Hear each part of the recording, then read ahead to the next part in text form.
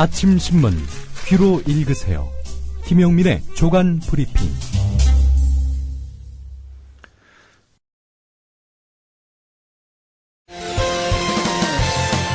학교 폭력 예방 앱 스마트 보디가드. 스마트폰 왕따 문자 등 사이버 학교 폭력이 6배 이상 늘었습니다. 학교 폭력은 언제나 욕설, 모욕, 협박과 같은 폭력 문자를 동반합니다.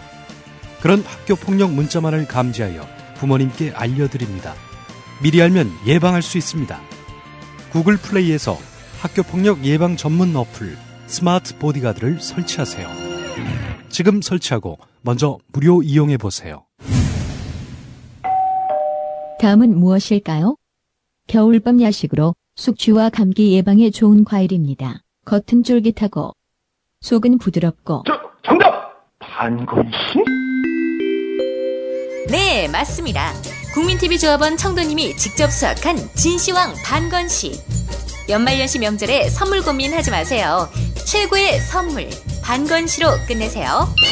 010-2128-2644 010-2128-2644 다음 검색창에 진시황 반건씨를 검색하세요. 나라가 이 꼴인 듯 맛있는 반건씨라니.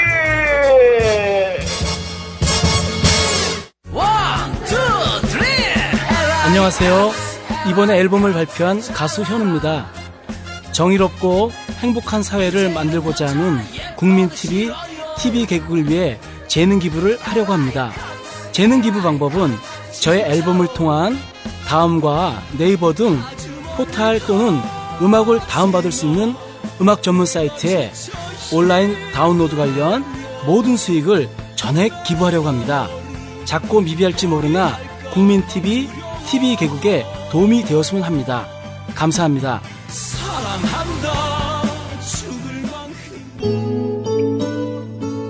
목사들 돼지 김용민입니다. 제가 예수와 관련한 책을 냈습니다. 제목은 맨 얼굴의 예수. 못 사는 동네에서 무식하고 없이 사는 사람들과 어울리며 혁명을 꿈꿨던 청년 예수. 그 청년 예수를 기록해 보았습니다. 종교적 선입견 없이 읽어주십시오. 한국교회가 왜곡하고 분칠한 예수를 해체하고 맨 얼굴의 예수를 복원하다. 김용민이 쓴 예수 이야기 맨 얼굴의 예수. 인터넷 서점에서 만나보세요. 동력 발행. 맨 얼굴의 예수입니다. 네, 오늘 아침 신문들은 어떤 뉴스에 주목하고 있는지 김용민 PD와 함께 신문 펼쳐보도록 하겠습니다. 안녕하세요. 네, 안녕하십니까. 네, 어떤 신문부터 볼까요? 어제 국회 국토교통위원회는 그야말로 봉숭아땅이었습니다. 서승환 장관과 최연희 코레일 사장을 불러서 철도노조 파업 현안 보고를 받기로 했는데 무산됐습니다. 의사 일정 순서를 놓고 여야 사이에 삿대질과 고함이 오가면서 파행을 거듭하다가 결국 산회했는데요. 자, 어제 돌아간 상황들을 좀 소개를 해드리겠습니다. 아침 10시쯤이었습니다. 철도노조 파업 현안 보고를 위한 전체 회의를 열었습니다. 새누리당은 그런데 선 법안 처리 후 현안 보고 이걸 주장했습니다. 민주당은 무슨 소리냐? 선 현안 보고 후 법안 처리 이렇게 가야 한다라면서 맞섰습니다. 설전이 오갔어요. 그러다 1시간 만에 정회됐습니다.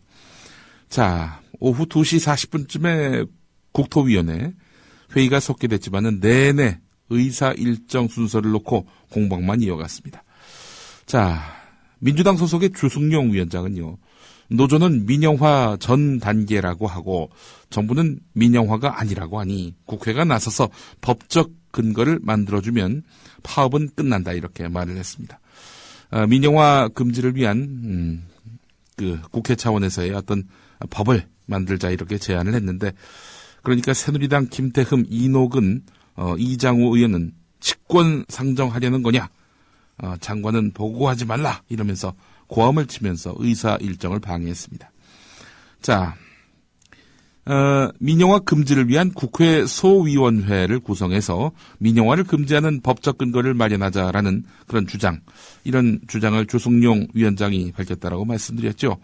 장관에게 그 의향을 물어봤습니다. 서승환 장관에게 말이죠. 그랬더니 서승환 장관은 소위 구성에 반대한다 이렇게 말을 했습니다. 아니, 지가 뭔데 반대를 해요. 국회에서. 아니, 물어보니까 생각은 말할 수는 있을 것 같은데요. 네. 민영화 안 한다면서요. 글쎄 말이에요. 민영화 안 한다면은 이런 소위 구성에 대해서 반대할 이유가 없는 거죠. 국회에서 알아서 하십시오. 뭐 이렇게 얘기한다던가. 반대한다는 건 또 뭡니까? 자, 이런 와중에 말이죠. 새누리당 박상은 의원이 그야말로 엉뚱한 발언을 했습니다. 북한이 백령도에다가 삐라를 뿌려서 빨리 가봐야 한다. 그쪽이 이제 자기 지역구거든요. 예. 아니, 자기가 가서 뭐 있으면은 뿌리던 삐라를 안 뿌립니까? 무슨 이런. 과거에 삐라 모아서 어디 파출소나 이런 데 갖다 주면은 뭐 빵도 주고 했잖아요. 그러려고, 저희 동네는 책받침을 줬습니다. 예. 빵하고 책받침 받으려고 빨리 가야 된다, 이런 말인가요? 예. 정말 참 어제, 한편의 코미디였습니다. 예. 자, 왜 반대했을까요? 예. 자, 한겨레 오면으로 가보겠습니다. 지금 철도노조와 이 코레일 사이에 그 코레일 빚 12조를 놓고 책임 공방이 벌어지고 있습니다. 국토교통부도 이제 코레일 편에 서서 어제 보도 자료를 냈는데요. 철도 경쟁 체제 도입은 부채를 스스로 갚기 위한 선택이다, 이렇게 밝혔는데요. 연평균 5,700억의 영업 적자가 누적되면서 코레일의 부채가 급증하고 있으며 지난 6월 기준으로 부채 비율이 435%를 넘어서게 됐다. 철도 운영의 구조를 바꿔내지 않으면 그 부담은 모두 국민들에게 돌아올 것이다, 이렇게 주장을 했습니다. 실제로 코레일의 최근 경영 또 재무 상황을 보면은 심각한 수준입니다. 특히 그 용산 국제 업무 개발 사업이 무산되면서 부채가 크게 늘었는데요. 정부는 앞서서 올해 상반기에 코레일의 채권 발행 한도를 자본금 및 적립금의 2배에서 5배로 크게 늘려서 한숨 돌리겠습니다. 더 많은 빚을 끌어올 수 있도록 숨통을 터준 건데요. 자, 그러나 이미 회사채 발행 규모가 12조 원을 넘어선 상태입니다. 전체 자본금의 4배에 이르는 규모입니다. 코레일 경영 심각한 건 맞습니다. 자, 그런데 그게 이 철도 공사의 방만한 경영 탓인가? 사실이 그런가? 이에 대해서 철도 노조는 할 말이 많습니다. 철도 노조는 코레일의 부채는 방만 경영이 아니라 정부의 정책 실패 탓이라고 밝히고 있습니다. 실제 코레일에 따르면은 부채 비율은 2005년 이제 코레일이 출범한 이후 2009년까지 완만한 증가세를 보였는데 그 뒤로 2012년 급격하게 늘어나기 시작했다는 거지요. 자, 코레일은 왜 이렇게 빚이 늘었을까? 2009년 1조 2천억 원의 채권을 발행해서 인천공항철도를 인수했습니다. 잘못된 수요 예측 때문에 막대한 최소 운영 수입 보장을 감당해야 했던 정부가 민자 사업으로 만들어진 인천공항철도 사업 자체를 코레일에 떠넘긴 것입니다. 혹시 이 인천공항철도 타보셨습니까? 네, 타봤습니다. 거기는 이 의자 한 석에 사람이 누워서 가도 될 정도로 손님이 없습니다. 어떤 경우는 그냥 객차 한 양 통째로 예. 전세 낸 듯한 느낌이 들 때도 있어요. 글쎄 말입니다. 자, 그런데 민자 사업할 때 말이죠. 이거 어마어마한 그 수요가 예상된다 라면서 장밋빛 전망이 나왔습니다. 자, 그런데 이제 실제로 운영해 보니까 손님이 없어요. 그래서 민자 사업자가 나 이거 못하겠다. 두 손 두 발을 들었던 거죠. 결국 그래서 코레일이 인수를 했는데 이러다 보니까 빚이 어마어마하게 늘어났단 말이죠. 자, 이뿐입니까? 앞서 말씀드린 대로 용산 국제업무지구 사업이라는 어마어마한 홍역을 치렀습니다. 애초 그 회사 소유의 용산철도 기지창 부지만 매각할 생각이었는데 아무래도 돈이 될 것 같아요. 정치권과 건설업계가 계속 부추겼습니다. 그래서 개발사업 참여를 결정을 했는데 오세훈 전 서울시장의 한강 르네상스 사업과 엮이면서 결정타를 맞았습니다. 예. 출범 때부터 나라 빚을 떠안는 부분도 있습니다. 철도 운영을 맡은 공기업임에도 불구하고 고속철도 건설부채 4조 5천억을 떠맡은 겁니다. 이게 자기들이 경영을 잘못했고 정책 판단을 잘못해서 늘어난 빚이 상당한데 이걸 노동자들이 뭐 어마어마한 그 연봉을 받아간다.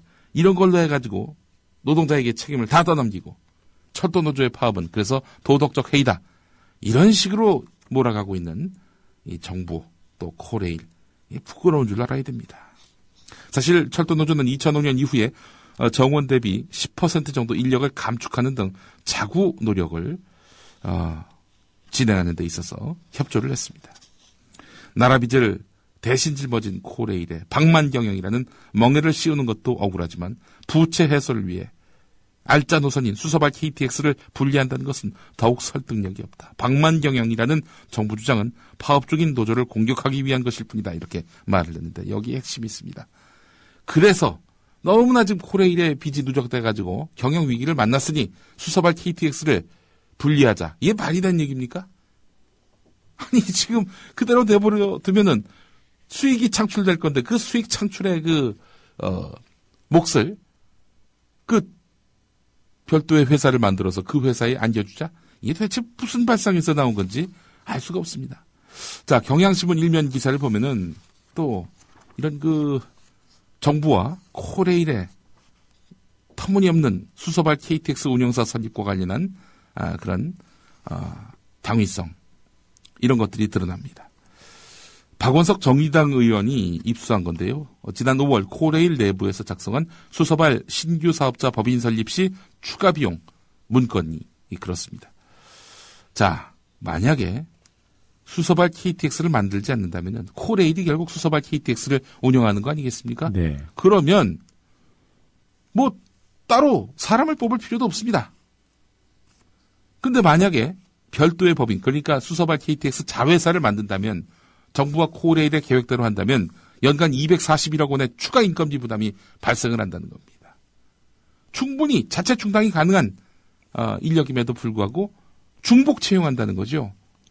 이렇게 되면 철도산업 전체의 비효율을 초래하고 숙련된 인력이 이렇게 전직하게 되면은 또 이래저래 인력 공백도 생기게 될 것이고요. 이래저래 많은 추가 비용이 들어간다는 겁니다. 중복 투자가 된다는 겁니다. 철도 산업의 비효율과 이런 여러 가지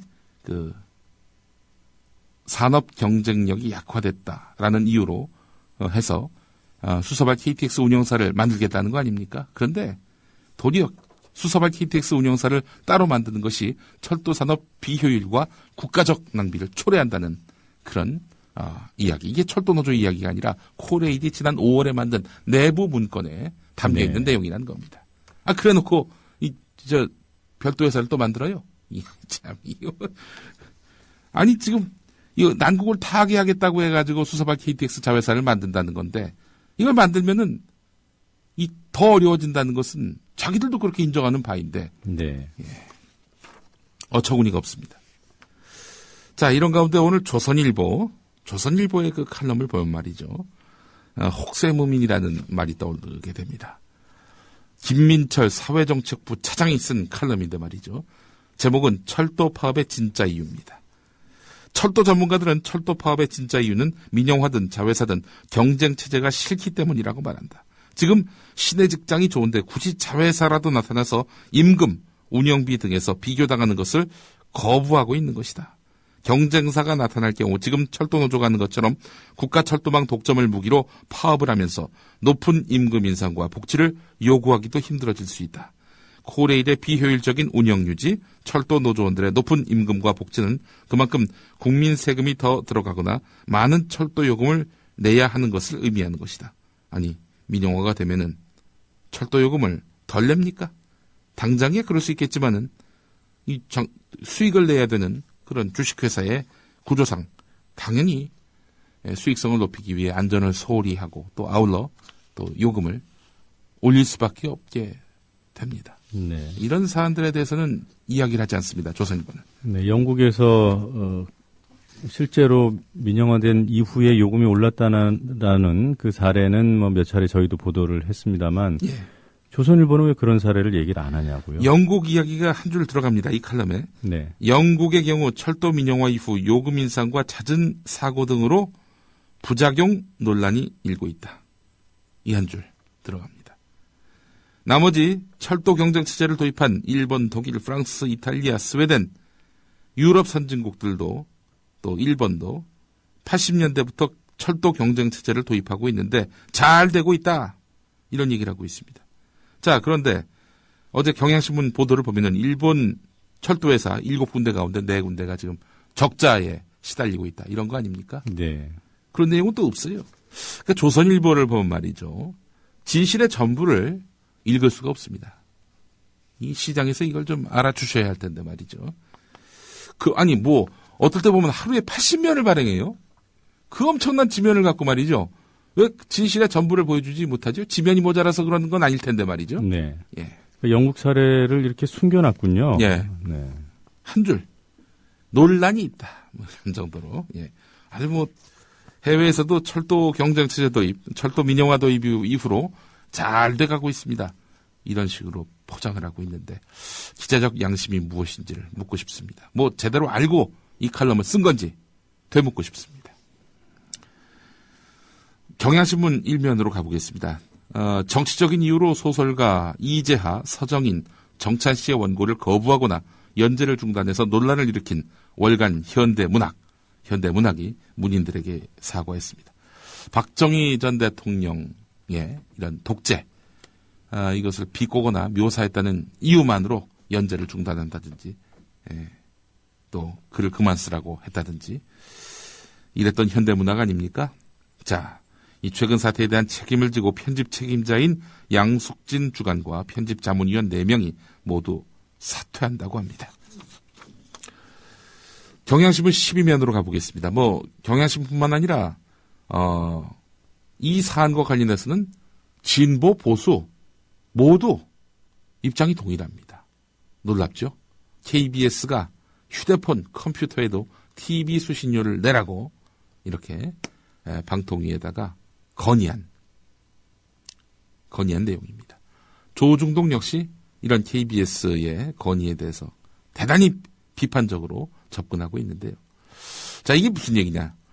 지금 수신료를 걷는 대상은요, KBS를 시청하는 가구를 상대로만 하는 게 아닙니다.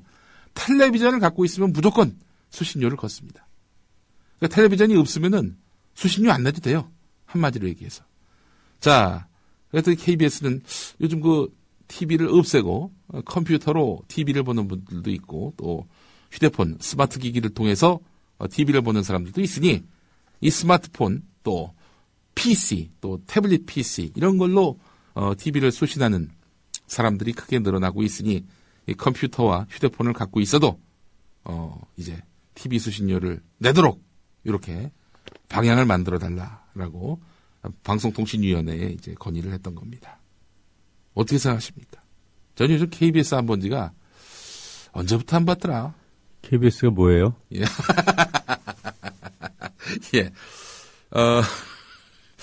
예. KBS, MBC, 어제 PD 수첩을 제가 봤거든요. 네. 정말 MBC PD 수첩은 거의 한 2년 만에, MBC를 거의 2년 만에 처음 본 것 같아요. 네. 우리 KBS, 우리 언론 노동자들께 제가 사과를 드려야겠네요. 아니, 그분들도 안 본대요. 예. 민동기 기자 이야기로는, 그 뉴스를 왜 봐요? 이런다는 거예요. 예. KBS에서 이상한 보도가 나와서, 문의를 해보면은, 우리도 안 보는 걸 왜 봐요? 그렇게 스트레스 쌓이게.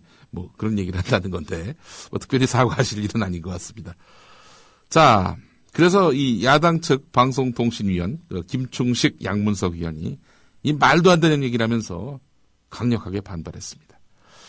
자, KBS, 어제 그 보도를 보니까 말이죠. 이 민심이 심상치 않으니까 어제 KBS 9시 뉴스를 통해서 야당 의원들이 사실을 제대로 이야기하지 않았다라면서 마치 거짓말한 것처럼 보도를 하더군요. 자기들은 수신료와 관련해서 건의를 한 것이지 앞으로 이번 수신료 인상 시즌부터 적용하겠다 그런 말은 아니다. 이런 식으로 지금 얘기를 했다고 하는데 KBS가 이 공정한 방송을 하면은 이게 논란이 되겠습니까? 이 완전히 종박 방송이 돼버려 가지고 이 권력의 나팔수가 됐다는 그런 지금 비판에 직면해 있는 KBS 아니겠습니까?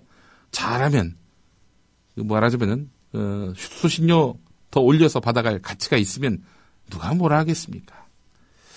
자, 아시던 대로 지금 2,500원인 수신료를 KBS는 4,000원으로 인상하겠다 이러고 있는 양상이죠. 자, 교학사 교과서. 이거 정말 점입 가경입니다. 또예요? 또 있습니다. 민족문제연구소가 교학사 한국사 교과서를 분석해봤더니 근현대사 관련 단원에서만 모두 400여 건에 이르는 오류와 왜곡을 찾아냈다고 합니다. 이 페이지가 400페이지가 넘지도 않을 텐데 말이죠. 그러면 한 페이지당 몇 개씩 이렇게 왜곡된 내용이 있다 이런 얘기 아니겠습니까? 특히 이 참 공분을 부르는 부분은 임시정부 역사에 대한 어마어마한 왜곡입니다. 임시정부의 역사를 무리하게 이승만의 역사로 기술해서 오류를 범한 경우가 있다는 겁니다. 임시정부 승인 획득 운동의 주역은 이승만이었다라고 서술을 했는데 사실과 다르지요. 중국에게서 이런 임시정부 승인을 받기 위한 운동의 주역은 이승만이 아니라 김구를 비롯해 조소왕, 김규식, 박찬익 등 충칭 임시정부의 요인들이었습니다. 이거는 역사를 조금만 알면은 다 이거는 아는 내용입니다. 이승만은 당시 미국에 있었죠. 임시정부가 수립된 이후에도 한동안 미국에서 대통령 명함 돌리던 이승만이었습니다. 그래서 하도 아니 대통령이 왜 안 보이냐? 빨리 건너오라. 이렇게 임시정부 요인들이 닥달을 하니까 그제서야 이제 와가지고 분란만 일으키고 여행하다가 다시 미국으로 돌아간 이승만 아닙니까? 그렇게 해서 또 탄핵을 당한 인물이 이승만이기도 합니다. 임시정부 승인 획득 과정에서 이승만은 역할을 했다라고 보기 어려운 것이 정설입니다. 그런데 주역이 이승만이었다. 이거 어마어마한 역사 왜곡이죠. 또 교학사 교과서는 또 1943년에 카이로 선언 등은 이승만의 성과라고 할 수 있다라고 서술을 했는데 이 역시 틀린 내용입니다. 카이로 선언을 채택하는 과정에서 한국의 즉각 독립을 주장한 것은 중국의 장제스였고 장제스에게 큰 영향을 미친 인사들은 주로 충칭 임시정부 요인들인 김구, 김규식, 조소왕 등이었습니다. 또 임시정부가 1932년부터 7에서 8년 동안 중국을 떠돌아다니며 힘겹게 독립운동을 한 장정에 대한 내용은 물론이고 한국 광복군 창설과 관련한 내용도 빠뜨렸습니다. 자, 이것만이 아니죠. 그 밖에도 여러 오류들이 있는데 조선 총독부를 일본 총독부로 표기하지 않나, 통감부를 조선 통감부로 쓰거나 의학교와 관련 없는 전무학당을 경성의학교로 소개하는 등 이 교과서의 기본을 지키지 않는 표기가 다수라는 겁니다. 자, 이런 교학사의 엉터리 교과서 논란이 커지니까 교육부가 어제 또 이런 조치를 밝혔네요. 예. 한국일보 8면에 관련 기사가 있는데 서남수 장관이 8개 종류 교과서에 대한 최종 승인 결과를 발표하면서 출판사들에게 내용 변경을 가져오지 않는 범위 내에서 표기, 표현 등 단순 수정 사항에 대해서 오는 23일부터 24일까지 수정안을 제출하라고 공문을 발송했다고 합니다. 또 수정할 기회를 주겠다 이런 얘기인데요. 자, 단순 표기상의 오류로 보기 어려운 잘못이 여러 군데 지적된 교학사 교과서의 오류 수정을 위한 것이 아니냐 이런 추측이 나오고 있는데요. 그간 초본과 관련해서도 수차례에 걸쳐서 수정 권고 또 명령 또 수정 작업 이런 것들이 있었지만은 어처구니 없는 이런 400여 건에 이르는 근현대사만도 400여 건에 이르는 이런 오류를 유발시킨 교학사 교과서 이런 거는 검정 취소를 해야 되는 거죠. 이걸 수정을 요구하는 것이 아니죠. 왜 이렇게 교학사 교과서를 밀어주는지 그 흑막이 있지 않겠는가 하는 의심은 합리적입니다. 자, 그 장제국 전 회장, 장제국이 아니죠. 장제구 전 회장이 이제 물러났죠. 한동안 한국일보는 사주 없는 신문이었습니다. 예. 그동안 한국일보를 보면서 이게 참 양식 있는 신문이 또 하나 생겼구나 이런 생각이 들었는데 한국일보의 새 주인이 사실상 결정됐습니다. 삼화제분 컨소시엄입니다. 서울중앙지법 파산 2부는 한국일보 매각 우선협상 대상자로 삼화제분 컨소시엄을 선정했다고 밝혔습니다. 그동안 여러 신문들이 이제 입찰에 참여를 했었는데요. 자, 그 가운데 삼화재본 컨소시엄이 가장 높은 점수를 얻었다고 합니다. 삼화재본은 자본금이 87억여 원이고 직원도 수십 명에 불과하지만 재무구조가 탄탄한 알짜 기업인 것으로 알려졌습니다. 자, 그런데 말이죠. 현재 그 삼화재본의 경영을 맡고 있는 박원석 대표 이사는 서청원 새누리당 의원의 사위입니다. 자, 이 때문에 신문의 정체성을 두고 한국일보 내부에서 일부 우려가 제기됐다고 하는데 이번 내각 협상 과정에서 편집권 독립 같은 이런 언론의 공공성을 보장하는 이런 이런 조건이 있었거든요. 이 조건을 수용하겠다. 이렇게 밝혀서 일단 믿어보자 하는 분위기가 한국일보 안에서 퍼져 있다고 합니다. 자, 삼화재본 컨소시엄은 실사를 진행한 다음 달쯤에 본 계약을 체결할 예정이라고 합니다. 한겨레 12면 기사 볼까요? 송전탑 선로 변경을 두고 한전과 조건부 합의한 전북 군산의 새만금 송전철탑 반대 공동대책위원회 어제 보도자료를 냈습니다. 어떤 내용이냐면요. 우리가 외부 세력을 거절했다는 일부 언론 보도는 사실과 다른 왜곡이다. 이렇게 비판했습니다. 네. 그동안 이제 보수 언론들은요. 경남 밀양 송전탑 건설 반대 상황을 대비시키면서 주민들이 외부 세력을 끌어들이지 않아서 합의에 이르게 됐다. 이런 식으로 보도하지 않았습니까? 결국 문제는 외부 세력이다. 외부 세력이 떠나야 이 갈등이 해소된다. 이런 식으로 이제 분위기를 몰고 갔단 말이죠. 자, 그런데 대책위는 외부 세력을 거절했다. 이런 언론 보도는 사실과 다르다. 이렇게 분명히 선을 그었습니다. 자, 대책위의 그 보도자료 내용을 또 보면요. 주민들만으로 6년이라는 긴 세월 동안 거대 기업 한전과 싸울 수 있었던 것은 결코 쉬운 일이 아니었다. 이 지역 교회 목사님들의 도움이 뒷받침됐기 때문에 따로 외부 단체의 도움을 받지 않아도 견뎌올 수 있었던 것이다. 이렇게 밝혔습니다. 조선일보가 대대적으로 보도했죠. 외부 세력 없이 이렇게 한전과 대화를 하니까 갈등이 해소됐다. 이렇게 말이죠. 예. 조선일보야말로 이런 정말 불필요한 외부 세력 아닙니까? 예. 그런 생각을 해봤습니다. 한국일보 일면을 보니까 말이죠. 국군 사이버 사령부의 정치 개입 의혹을 수사하고 있는 국방부가 사이버 사령부 요원 20여 명에 대해서 불구속 기소를 검토하는 것으로 알려졌다는 그런 보도입니다. 한때 구속 수사가 검토됐던 이모 530단, 그러니까 심리전단 단장은 기소 대상에 포함된 반면 옥도경 현 사이버 사령관과 2011년 11월부터 지난해 10월까지 사이버 사령관으로 재직한 연재옥 청와대 국방비서관은 형사처벌 대상에서 제외된 것으로 알려졌습니다. 다만 지휘 책임을 물어서 징계에 처할 수는 있다고 하는데요. 야, 이거 진짜 어처구니가 없네요. 조사본부가 사이버 심리전 요원 80여 명과 지휘 개선을 모두 수사하고도 정칙을 작성 배후로 3급 군무원인 이모 단장을 지목하고 혐의가 확인된 요원 20여 명을 불구속하겠다고 발표하는 것. 야당은 이를 두고 꼬리 자르기라면서 강력하게 반발하고 있습니다. 이게 수뇌부들을 이렇게 모두 법정에 세우면은 김관진 국방부 장관도 이게 위태롭거든요. 김관진 장관을 보호하기 위한 꼼수가 아니겠는가.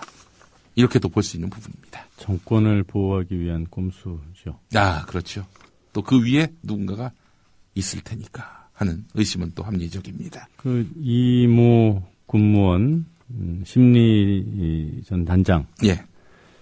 이 사람 녹취를 들어보면 보고 다 했다는 거 아닙니까? 그렇죠. 국방부 거쳐서 청와대까지. 청와대까지 보고했다는 내용이 어제 추가로 보도가 됐죠. 자, 사실 정말 이게 그러니까 이모 씨 구속에 대한 내용을 흘려서 반응을 떠보니까 그거로 되겠냐. 어차피 꼬리 자르기 욕먹을 거. 예. 다 불구속 기소로 마무리하겠다는 거 아니겠습니까? 예, 그렇습니다. 이르면 오늘 수사 결과 발표가 된다는 보도가 있었던데 되는지 모르겠군요. 김광진 민주당 의원 어제 그 페이스북에 남긴 글을 보니까 허탈하기 이를 데 없다는 그런 식의 내용을 밝히더군요. 자, 최동욱 전 검찰총장의 혼외의 아들로 지목된 최모군, 이 최모군의 개인 정보를 불법적으로 유출한 사건, 이 사건을 수사하고 있는 검찰이 조영 청와대 행정관과 조이제 국장 사이에 그동안 이제 문자로만 무언가가 이제 대화가 오갔다. 이게 그 청와대의 발표 내용 아닙니까? 자, 그런데 팩스도 오갔다. 이런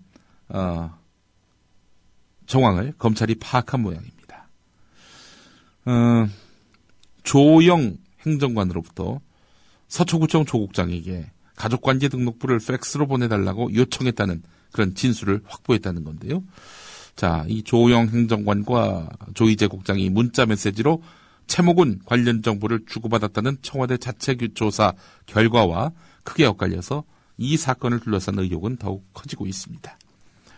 자, 지금 이 조영 행정관의 진술이 계속 바뀌고 있고요. 관계자들의 진술과 배치되는 증거가 또 드러나면서 검찰 수사가 윗선을 향해 나가지 못하고 있다. 진도가 나가지 못하고 있다. 이런 우려도 오늘 한겨레가 싣고 있습니다. 네. 자, 한국일보 12면을 가보면은 이른바 이석기 내라는 모 사건 검찰 측 1차 증인 신문이 마무리가 됐는데 이 제보자의 진술이 오락가락하고 있다. 또 게다가 국정원 수사관들마저 진술이 엇갈리고 있어서 이 도대체 기소한 국정원 검찰이 이 뭐 제대로 뭔가 알고 제대로 파악하고 이렇게 기소한 것인지 수사 논란이 커지고 있습니다. 사실은 지금 검찰이 내란 음모 사건이다라고 단정할 수 있었던 것은 두 가지 근거였죠. 첫 번째로 이른바 아로 대화록 그리고 아로 녹취록 또 하나가 바로 핵심 증인인 제보자의 진술입니다. 근데 핵심 증인인 제보자의 진술이 오락가락한단 말이죠. 이 근거가 별 의미가 없어진다면 결국 아로 녹취록 이것만 갖고 지금 붙잡아야 될 상황인데 수세에 몰리고 있는 검찰은 이 아로 대화록 그러니까 녹취 파일만 공개하면은 혐의 입증에 별 문제가 없을 것이다 이렇게 자신하고 있다고 하는데 글쎄요 이 참 내라는 뭐 사건 이 정말 용두사미가 돼가고 있는 양상이다. 오늘 한국일보가 이렇게 보도하고 있습니다. 예. 오늘 여기까지 해야 될 것 같습니다. 예, 오늘은 준비해 오신 기사 모두 소개해드렸습니다. 예, 그렇습니다. 네. 잘 들었습니다. 감사합니다.